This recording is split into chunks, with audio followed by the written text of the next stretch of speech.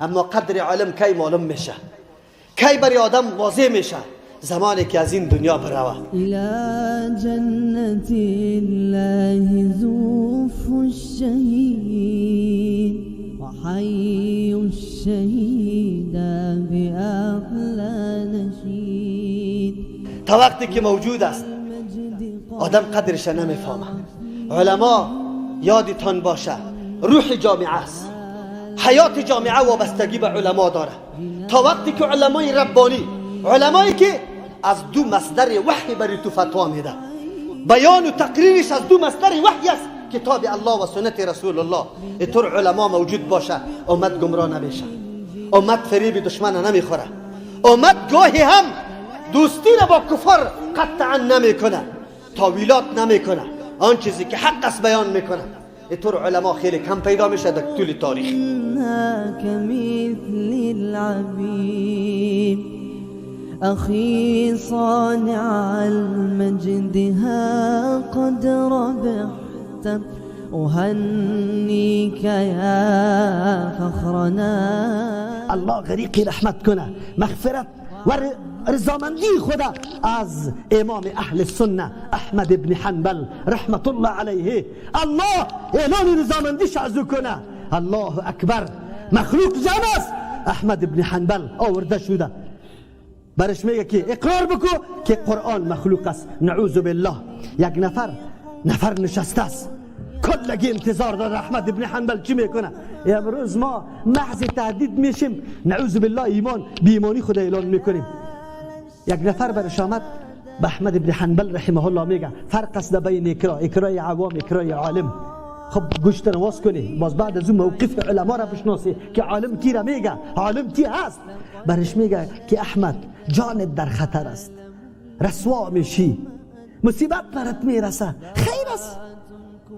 در قلب این عقیده را نکو، در زبان هم قدر بگو و توریه ای را میگه که در ظاهر مخاطب یک مطلب بگیره و در باطن مطلب تو دیگه باشه.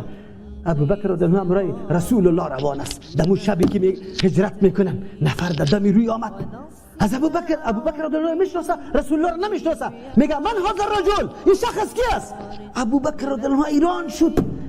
اگر بگوی که رسول الله خوین خلاص شد، نمایان شدیم، دنبال ما را تعقیب میکنه دیگه، خلاص نمیشیم. الله اکبر. دمی وقت در قلبش الله ای گپ مندازه.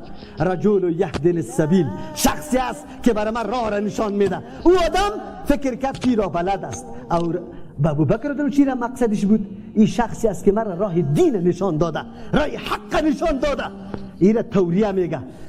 احمد ابن حنبل رحمه الله بالکل توریه میتونست، میگفت القرآن مخلوق، قرآن مخلوق است. خو هدفش چی می بود؟ ورقای قرآن. هدفش چی می بود؟ نوشته قرآن.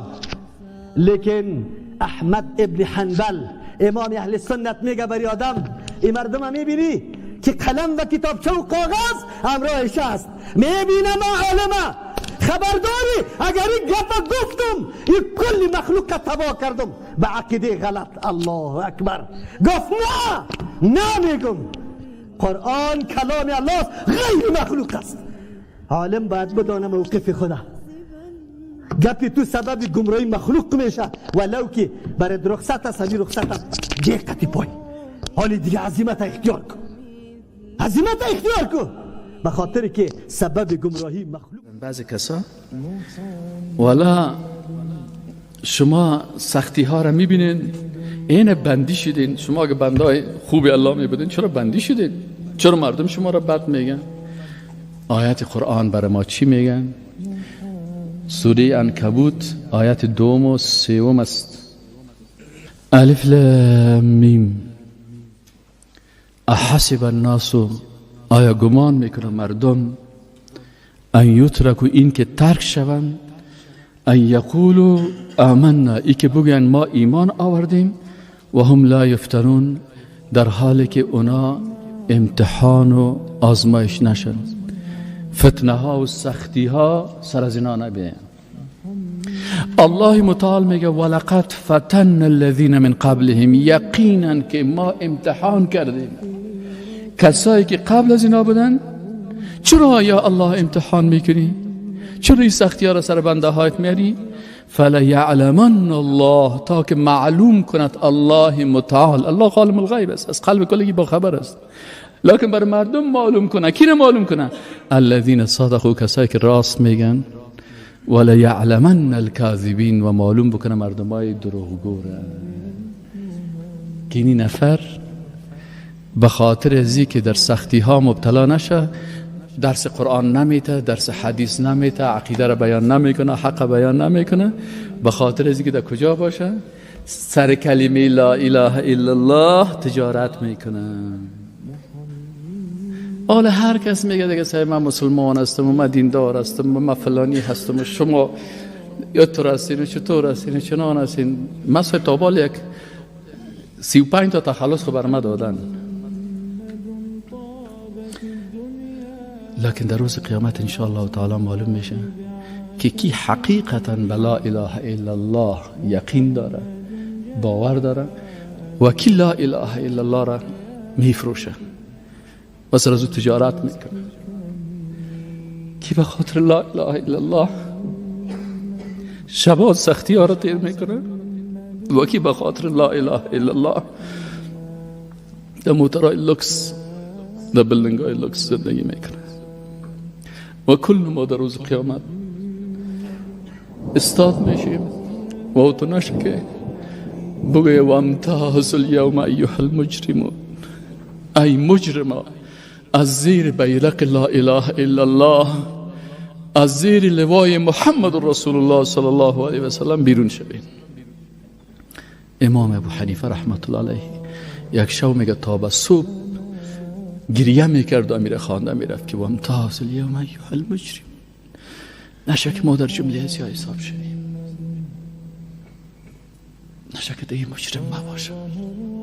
الله فرموده انما یخشى الله من عباده العلماء. عالمی که یقینا خشیت قلبی از او را فرا گرفته باشه، او مال و متاع و زیبایی دنیا را، او جاه و جلال و منصب دنیا را قطعا در نظر نگرفته، هیبت و عظمت بزرگی الله در قلبش نشسته باشه، غم و پروایی مال و منال و جاه و جلال دنیا را نداره.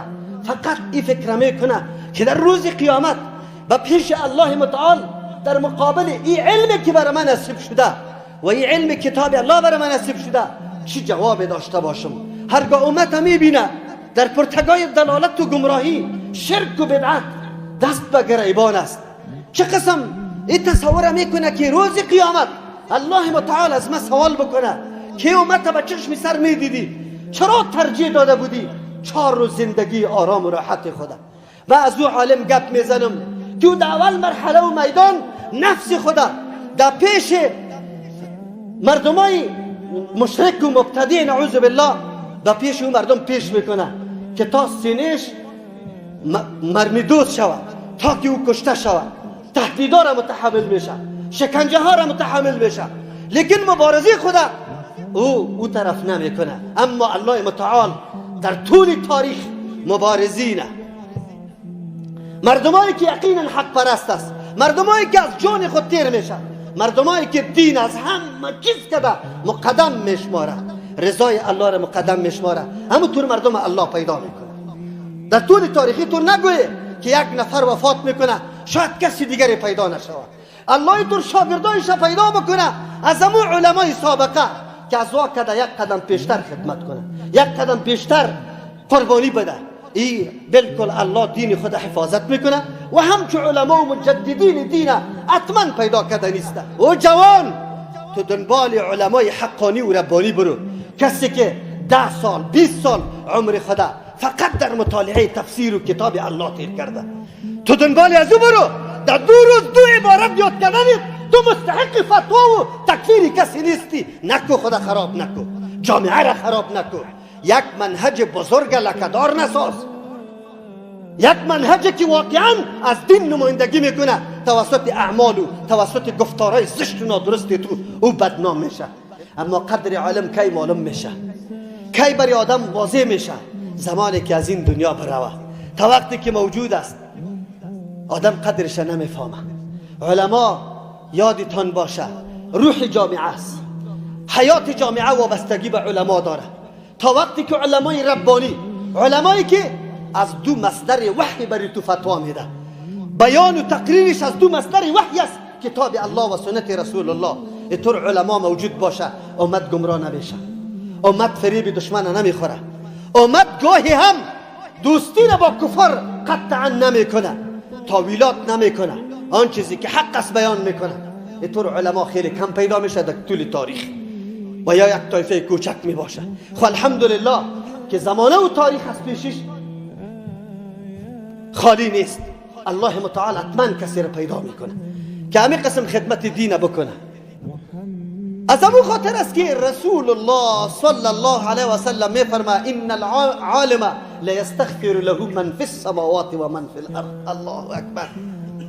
عالم حقانی که وظیفه و رسالت خود ادا کرده، مسئولیت خود در سر رسانیده، پیغمبر علیه السلام میگه برش بخشش طلب میکنه برای این عالم آن چیزی که در آسمان است و آن چیزی که در زمین است. الله اکبر. رسول الله برای تعمیم حکم که شامل شود کل چیزا را میگه حتی الحیتان فی الماء، تا ای که ماهی ها در آب برای عالم استغفار طلب میکنه. سنگ، چوب، حیوان، پرنده، انسان، جن، ملک، کلش به این عالم استغفار طلب میکنه. اگر دیگه هیچ فضیلت نداشته باشه همین کفایت برش نمیکنه؟ بعد از او پیغمبر میگه که ان العلماء ورثة الانبیاء. در دیگه روایت میفرما که فضل العالم على العابد كفضل القمر على سائر الكواكب. عالم فضیلتش به مثل فضیلت محتاب است، مثل که سری باقی ستاره ها فضیلت داره. بعد از پیغمبر میفرما که ان العلماء ورثة الانبیاء. علما وارثه پیغمبران است. دین حفاظتش توسط علما میشه. مجتمع اسلامی نیاز و ضرورت به امچو علما داره که عقیده حق به مردم واضح کنه، نشر کنه، شبهات ملحدین، شبهات دشمنای دین جواب بگوید. یقینا اینطور علما خیلی کم می باشه. ما چی مسئولیت داریم در مقابل علما؟ ما مسئولیت داریم علما را توهین نکنیم، خصوصا علمای سلفه، علمایی که پیش تیر شده، تصنیفات کرده، فقه را جور کرده، کتابای فقه را جور کرده و قابل توهین و تحقیر نیست، نعوذ بالله. ولو که خطا شده باشه، بسیار خطا شده باشه، خطای از او قصدی نیست، خطای از او اجتهادی است، الله برش یک اجر میده. پروردگار ما و شما را توفیق نصیب بکنه که در مقابل علما بی ادب، نعوذ بالله، بد اخلاق نشویم، احترام و تکریم علمای ربانی و حقانی را داشته باشیم و در حقش دعا بکنیم. شده میتونه، علما معصوم نیست، خطاها داره، اما میشه به بسیار خفیه، تنهایی قطعش موضوع رو شریک کو که اینجا از تو اینی کار دیده شده، این خلاف شرع است یا نیست، تا که او خود جور کنه. کسی خوی طور نیست که نه فقط بگوید که گپ ما است، ما قبول نداریم. ما به حق تسلیم هستیم و نه ادعای معصومیت کردیم که ما معصوم هستیم. ما بسیار خطا میشیم. الله متعال او را رحم بکنه که خطاهای ما را چی میکنه؟ تسدید میکنه، درست و برابر میکنه. بارك الله لنا ولكم في القرآن العظيم ونفعنا وإياكم بالآيات والذكر الحكيم. أستغفر الله لي ولكم ولسائر المسلمين فاستغفروه إنه هو الغفور الرحيم. صاغه الرحمن